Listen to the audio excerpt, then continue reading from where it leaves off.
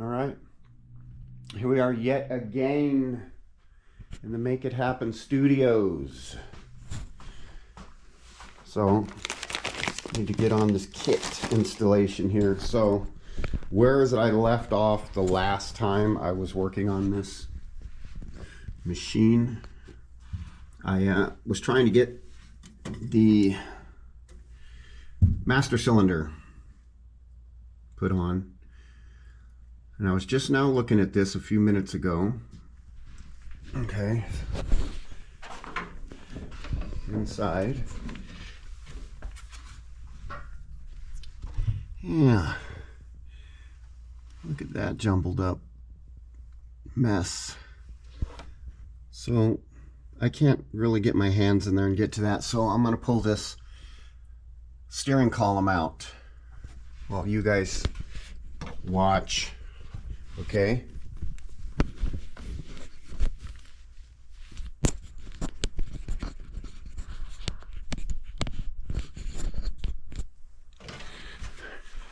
I'm hoping that's good. Oop.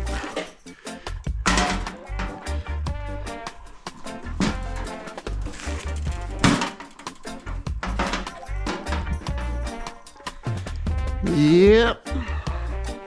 Get out the way. Okay, I got to get that back out so that I can get in my hands in there without screaming and hollering, getting cut, getting angry, all that stuff. You know what I want to do? You know what's so cool about GoPros? Watch this. Yep, you do have to shut it off in order to enable that. Okay, so I can see everything right here, so I can adjust the headset to where it needs to be without taking it on, taking it off, taking it on, taking it off. All right. So, what it's going to take to get this out of here? And it looks like a 1/2 inch deep well. And from the inside, I believe I just slid it in so I could have steering. It's not actually bolted in. Yeah, the pin is... Did I put the pin in there? No, I did not. Looks like I might have to get another roll pin. Anyway.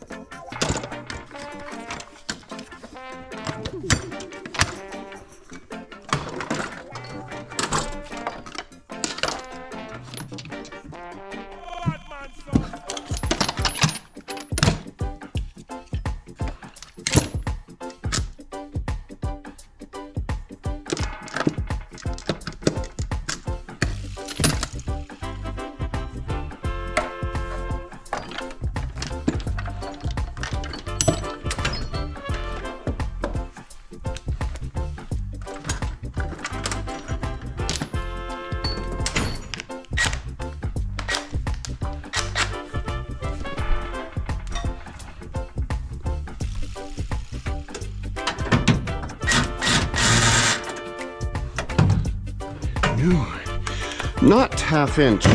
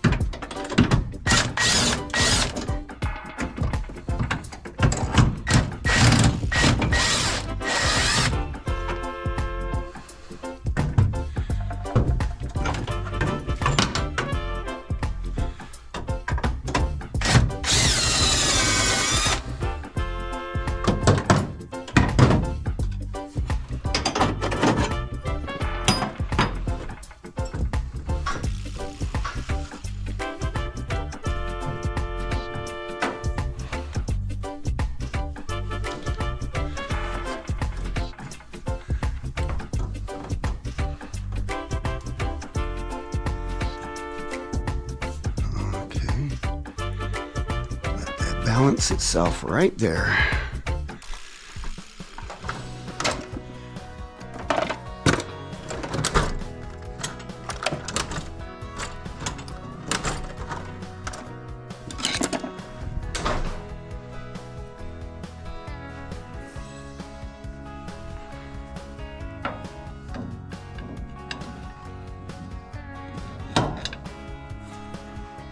It's almost out.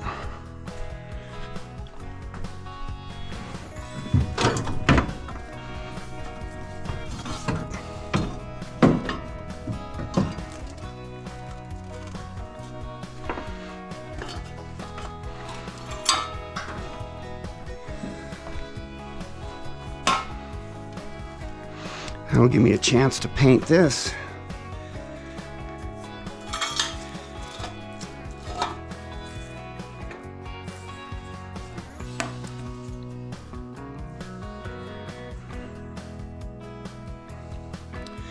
That's still in great shape. What did I do with that roll pin? That was 4 years ago.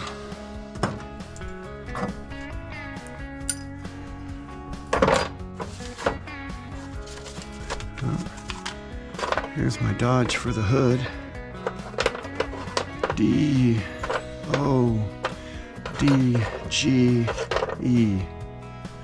Darge.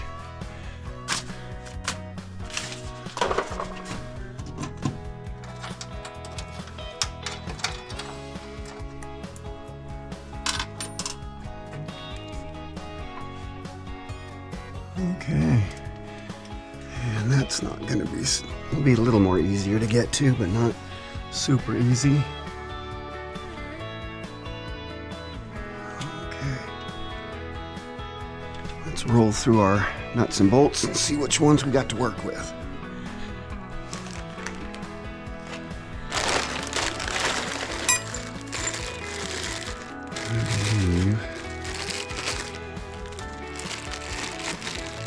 These may be the ones.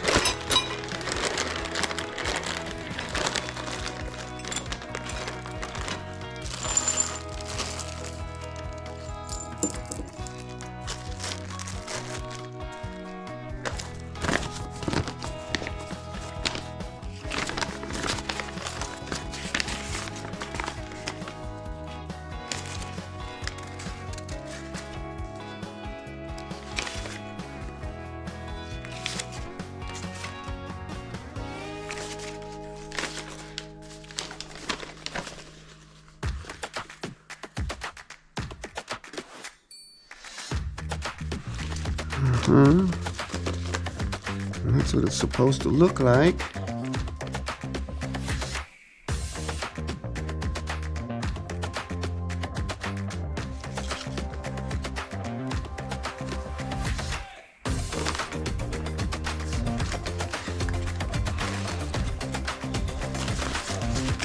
So I'm guessing we're somewhere in here.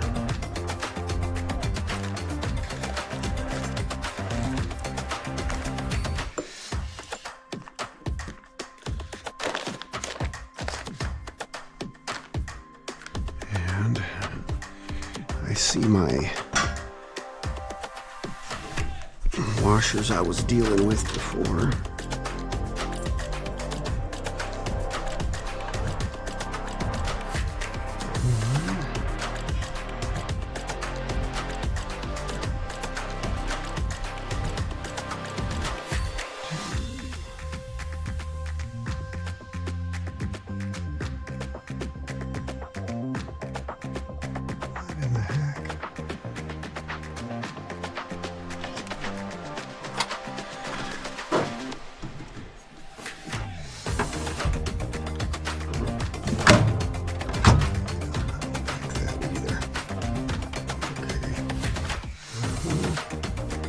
Those are not the right nuts. I need nuts with star washers on them.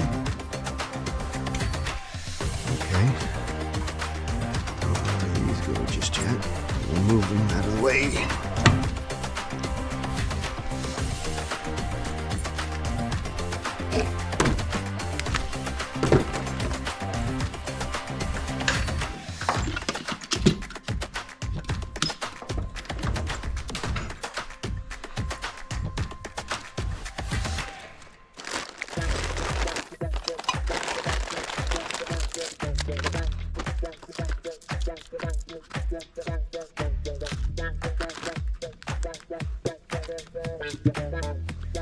There's one.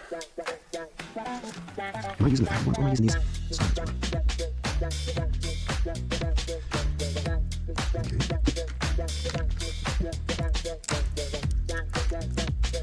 Okay. Well, while we're doing this, so I can keep talking and you don't get bored, I'll tell you a little story about this car. When we first got it, I was about 15 years old.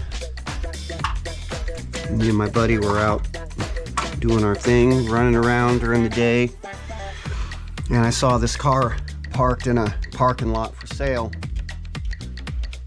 It was a parking lot of, I believe it was Skaggs and Albertsons. And thought it was a cool car. We went and checked it out, looked at it. Of course, I was 15, you know, 15-year-old kid's dream. Played around all day.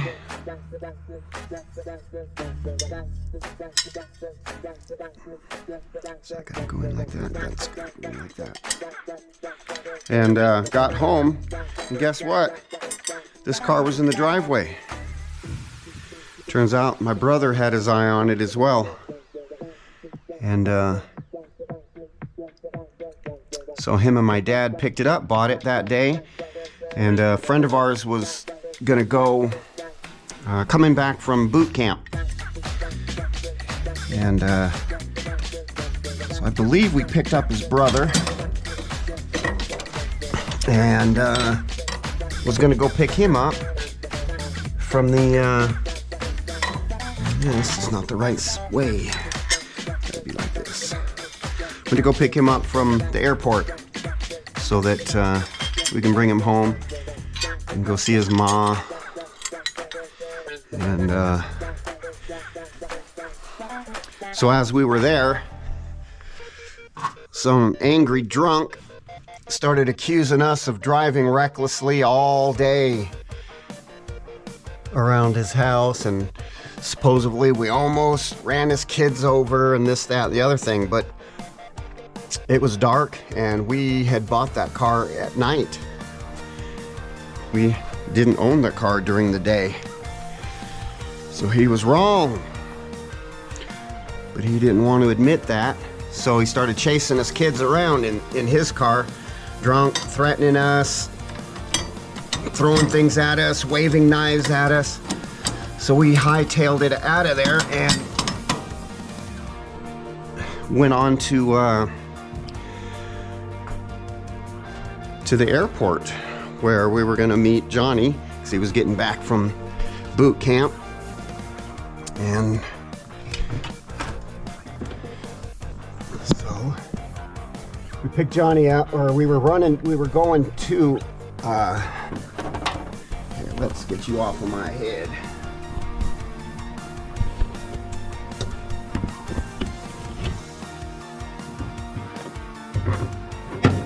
We were going to the airport, pick Johnny up, and guess who starts chasing us down? Senor Drunk Man. Borracho. And he's waving things at us, throwing hamburgers out the window at us. He was mad as hell. I don't know why. We just got the dang car.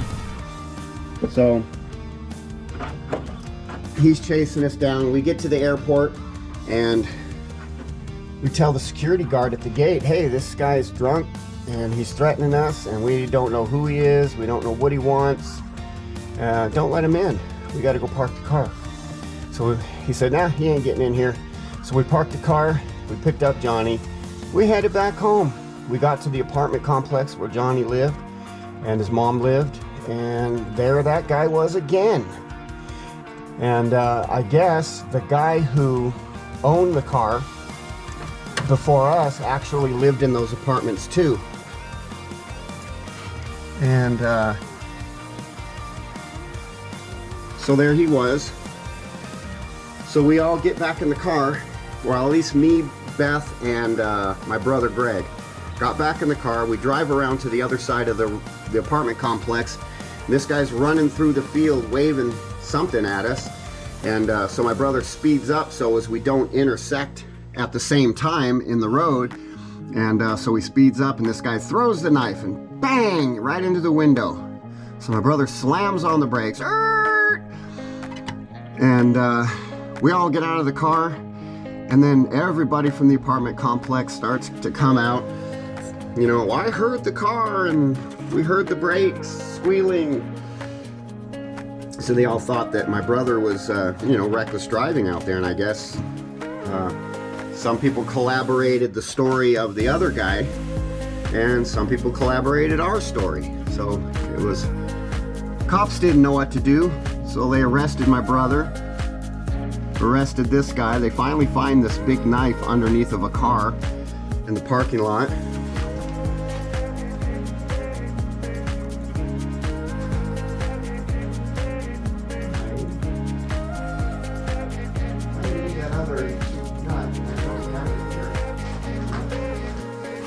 Not gonna be good. So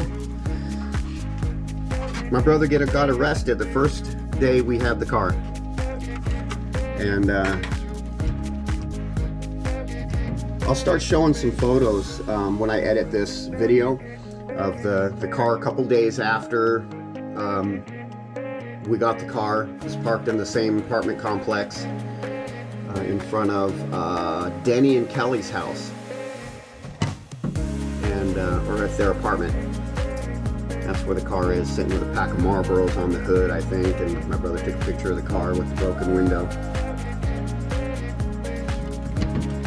And fast forward maybe a month, my dad drives the car to work, and this thing used to be an automatic with a 727 in it. So he drives it to work, and I don't know what happened. He was coming home from work and then early in the morning, because my dad worked graveyard, and transmission blows up. Okay, boom, all over the freeway. I mean, there was nothing left of this transmission, I gotta say. And I'm gonna show you something that's a little part of that tranny blowing up.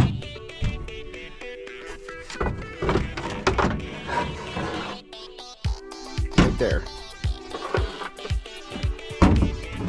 That is where the drive line spun out of control and whack, whack, whack, whack, whack, whack, just demolished this thing. So we're gonna have to film this getting fixed. I don't exactly know how I'm gonna do it. I'm probably gonna heat this up over here and try to get it to smooth out. Maybe try to close this gap up. A lot of this metal is gonna be stretched and out of I don't know, probably next to impossible to get that to go back together. That's happened from the drive line right there.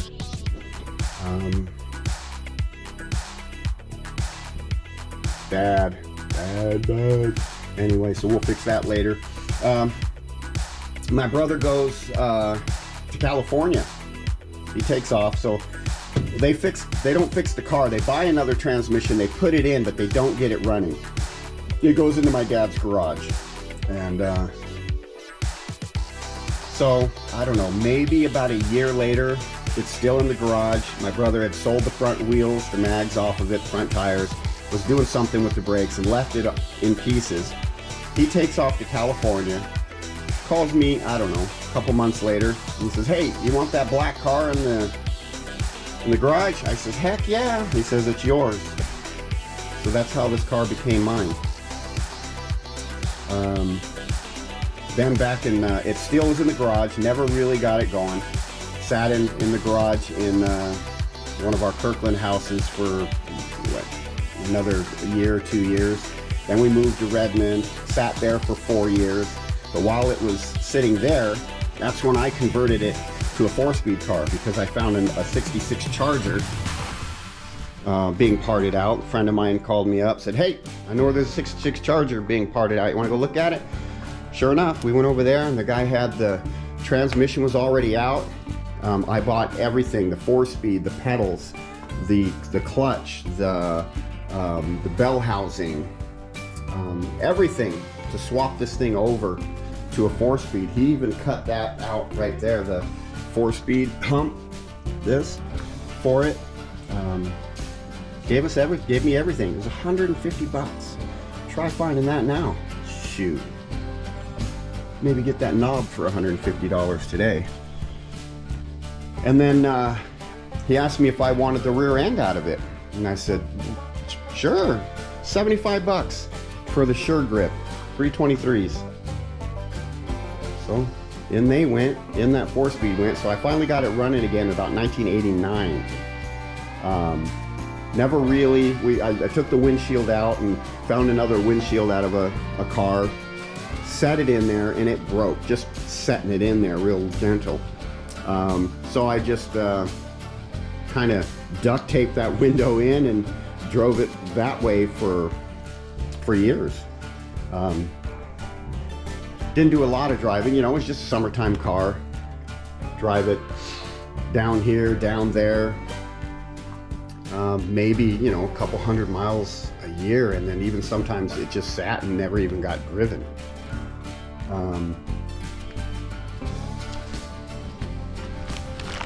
Anyway, I need to figure out now which one of these I need to use. See, we got different styles, different things here. So,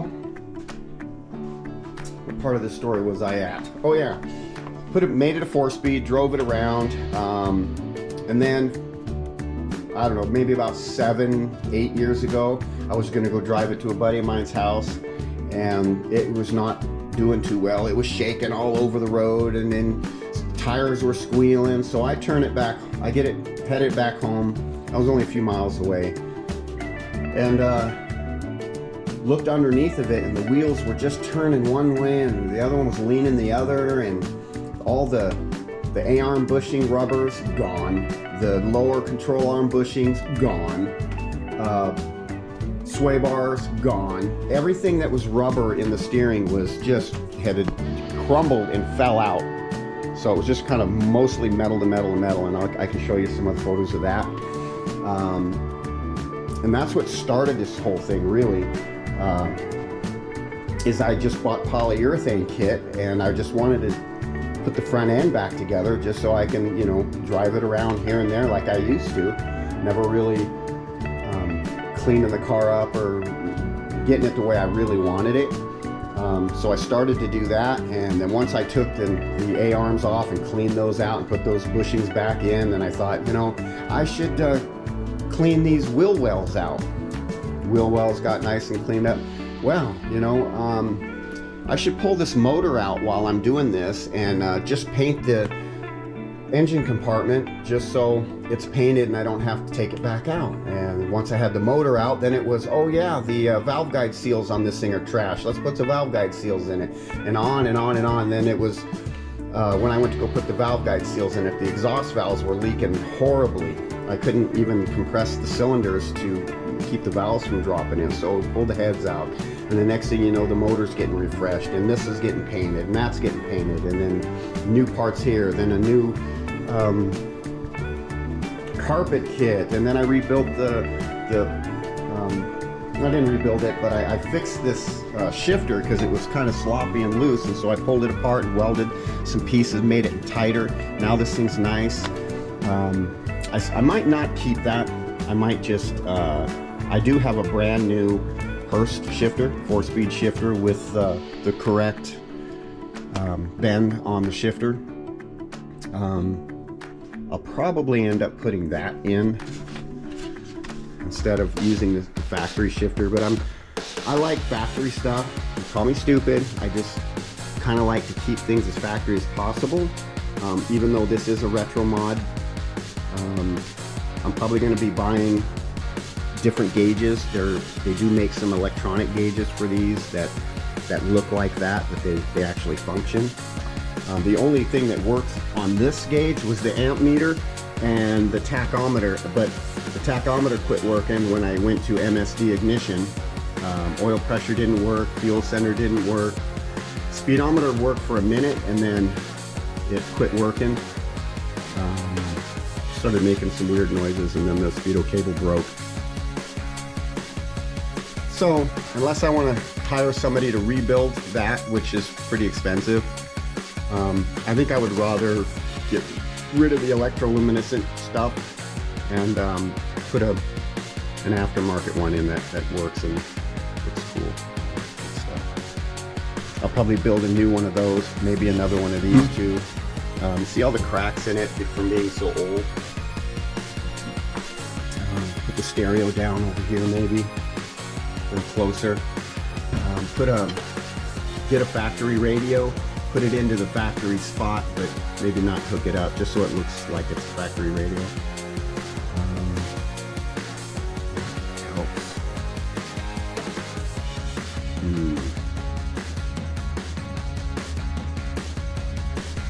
So, yeah, it snowballed into, you know, finding another grill, painting it. That's the way it sits here. It's virtually a rust-free car. Just a little bit of surface rust, nothing, no holes. The only hole is that, and that's from the driveline when the transmission blew up. We're lucky this thing didn't pole vault, but that driveline did beat the living snot out of that. That's not a big deal. I don't know, maybe I'll just find a replacement V-body 4-pan and just cut it out somewhere and put it all back together. Yeah, this car has got a lot of history. So it was my brother Greg's car. Now it's mine. It's been mine for 40 years at least. And I want to get it together. My kids are fighting over it. They're already, when Dad dies, I'm going to get the car. No, I'm going to get the car. No, I want the car. No, I want the car. Maybe I'll take it with me. Taking it with me, kids. Nobody's getting it. I'm going to set this camera down and start getting some work done. And I will, once the work is done, I'll turn this thing back on and show you what's going on, see what I got done, if I got anything done, because I gotta read these instructions again, these constructions, because I don't really remember where I left off on this. That I believe is for this, and I'm missing one nut that I need to find, and I know it's probably not far away. Anyway, ciao. Oh, I'm still not done yet with this kit. It is proving to be pretty difficult. Put it on, take it off. Put it back on, take it back off, put it back on. But I'm whittling it down. So what I gotta do now, let me grab this. I have a mark right here. I gotta cut that off so that this fits on without applying the brake constantly.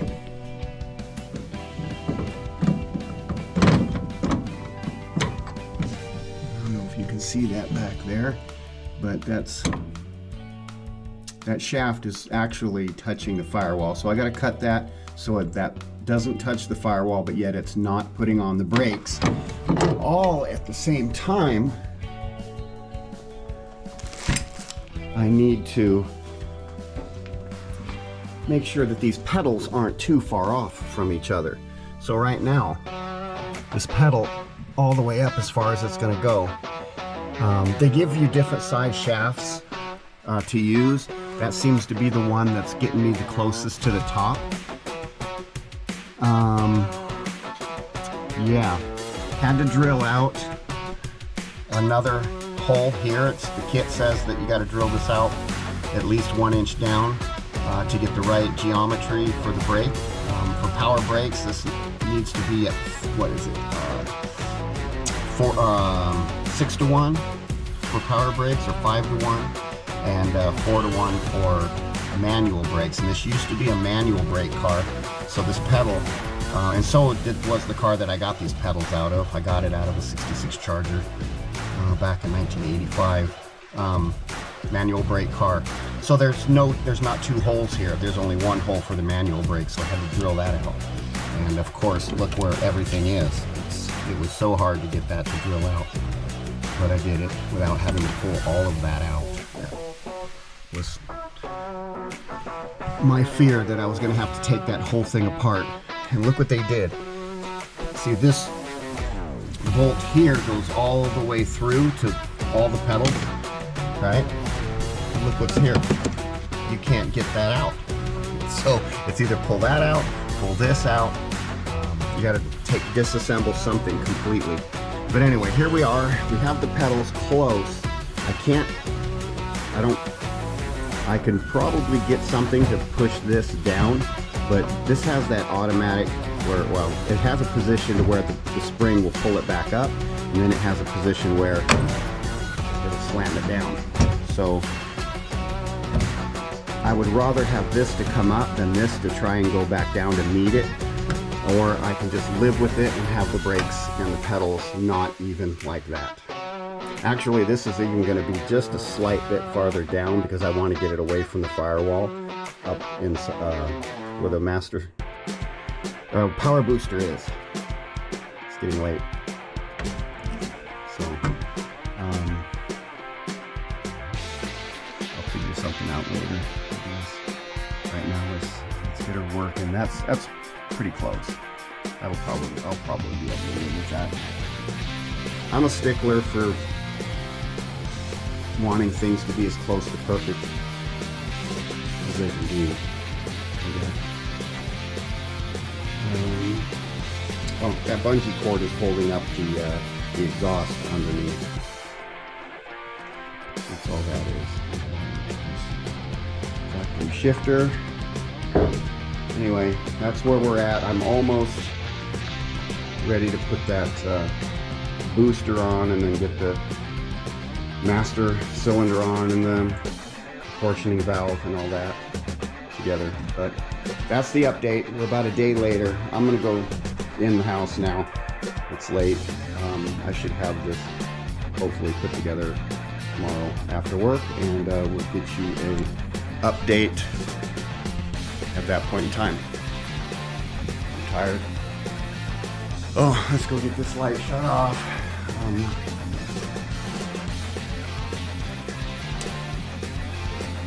Great. Well, at least I'm working on it. It's been years and I've been really wanting to work on this. Here we go. Anyway, have a good night.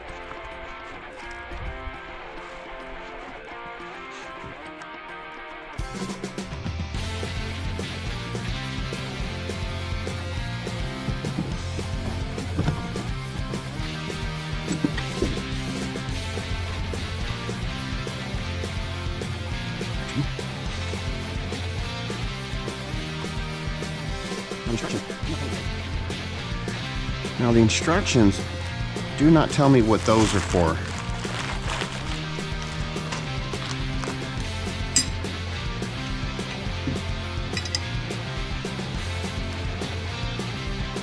They gave me 3 of these, 3 different sizes. I used the one that was the middle size, which seems to work out. But anyway, not going to use those. Won't use that. That's extra. There's 4 of those. There's 4 of these and 4 of these. Instructions don't mention those at all. They don't even mention what they're for. I'm guessing they're shims to maybe shim this whole plate or shim this. Maybe 4 of them go there if you need to shim this away from the firewall. But they don't mention anything. The same with these. I think those 4 go here. We can shim the brake master cylinder away from, again, away from the actuator here, or the, you know, whatever that is, to actually pull this back this way. So what I have is a situation where these pedals aren't lining up, and I kind of want them to. I'm just that way. It's bothering me.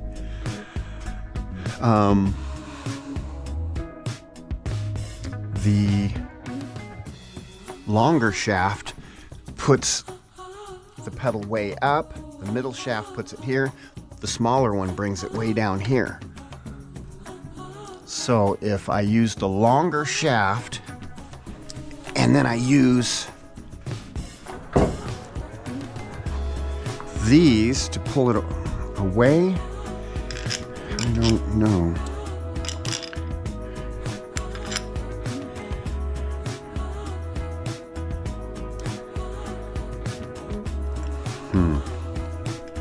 So if that longer, and then that definitely would pull it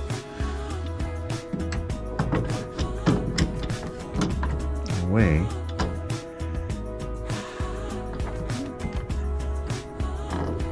Yes, I know it doesn't go on like that, but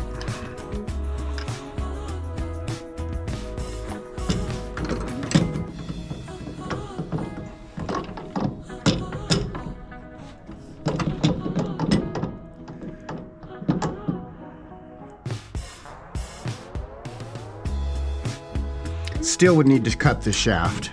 I mean, still need to cut this shaft and adjust it.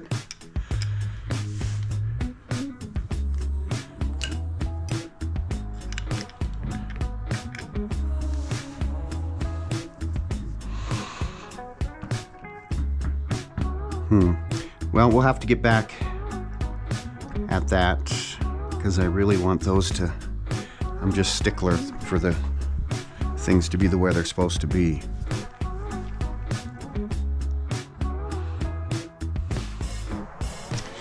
Yes, sirree, Bob.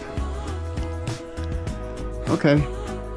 Well, that's the situation I'm in right now. Those pedals aren't lining up, and it bothers me.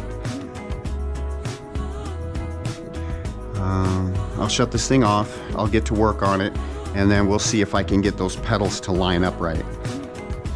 All right? All right.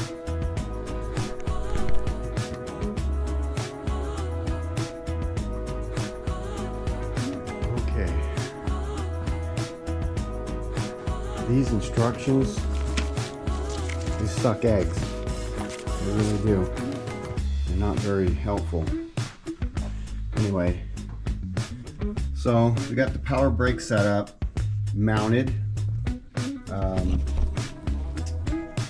don't really like this on this side, but it won't go over here like it's supposed to. It's actually supposed to mount right here and then go downwards, but of course you got your inner fender here, can't do that. So I guess right there is where it's going to be, and then I can just run, this line is supposed to go over here and this line is supposed to go over here, and if this was in the right spot, these would be the right things to use, but I can't use those. So I'll just run, maybe I'll bend it through here if I can, and then run it up and under over here.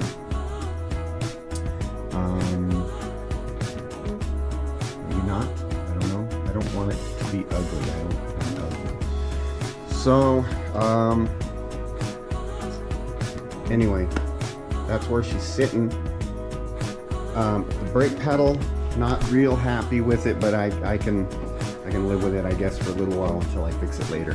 But that's where the brake pedal situation is. I've tried every combination that I can of the shims and the different size rods that they give, and they just, that's the best position.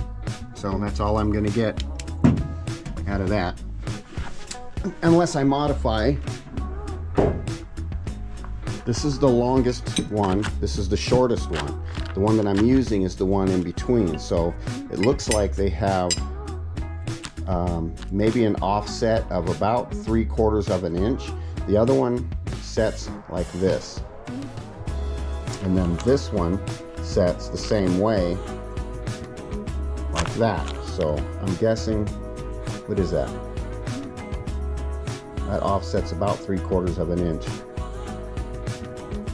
So if I take off, if I cut this one and maybe weld it back together, but take off 1/4 of an inch, that might bring that pedal exactly where I want it.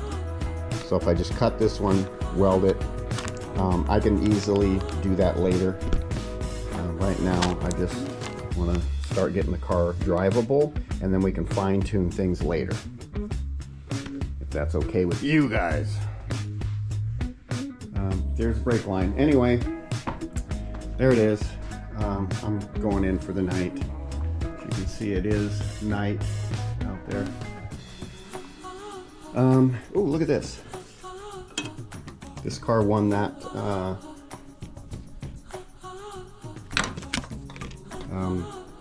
when was that? 2002, obviously. It was a car show at church. That's right. So I won. This actually goes to a trophy that broke. I need to put it back together and then glue that back on. Anyway, I did get a trophy for this car at church for the church car show. Anyways, I'm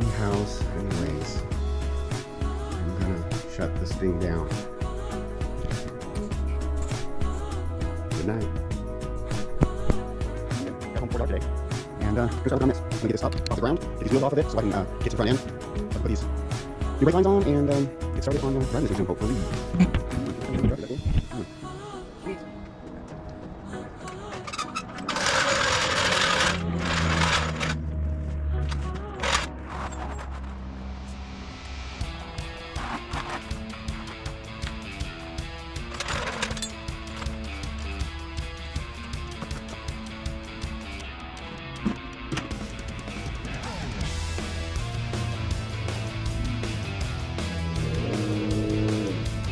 I know, OCD.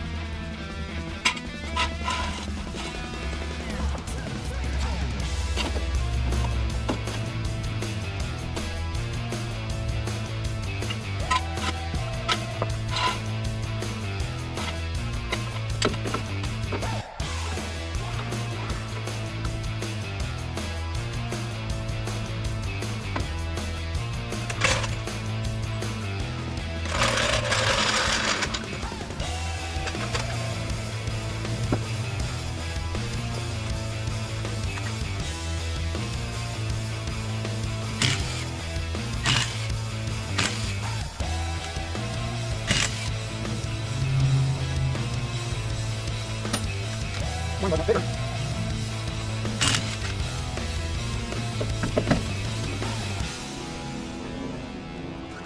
Hotter.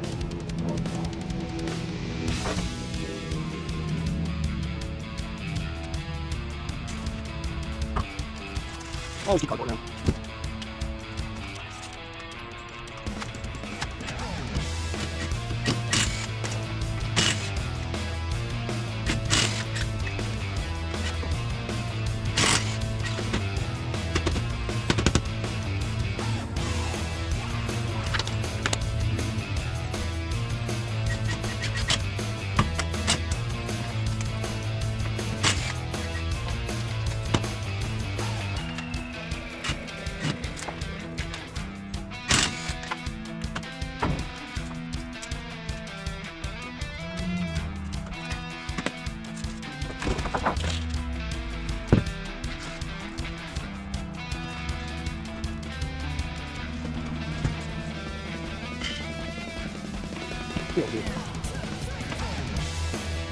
Get over here.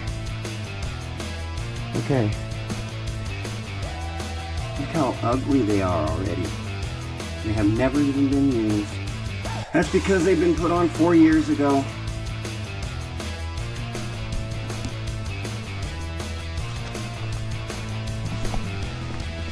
Four years.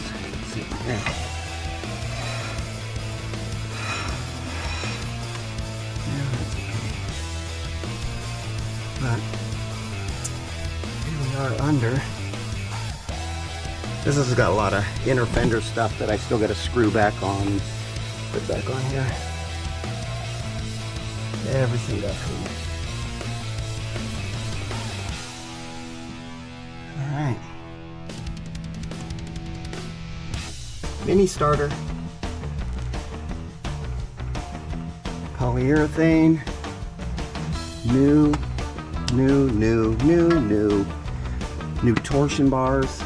New polyurethane there. Everything.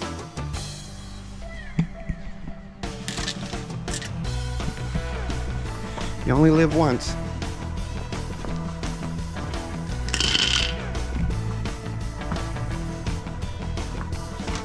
Is that too good? Righto.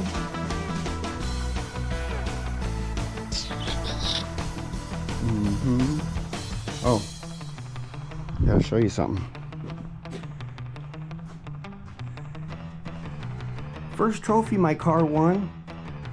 It was not painted. It had scratches and dents all over it, but yet took it to my church car show and won. Auto Sport 4th of July Blast, best in class. Yeehaw. So, let me get to work. Back again for just a moment.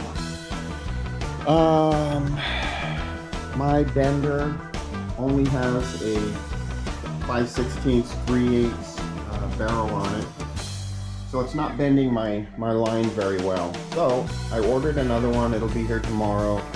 So I'm gonna cut this video off right here, see if we can edit this, see if we can get some content out to you guys tonight.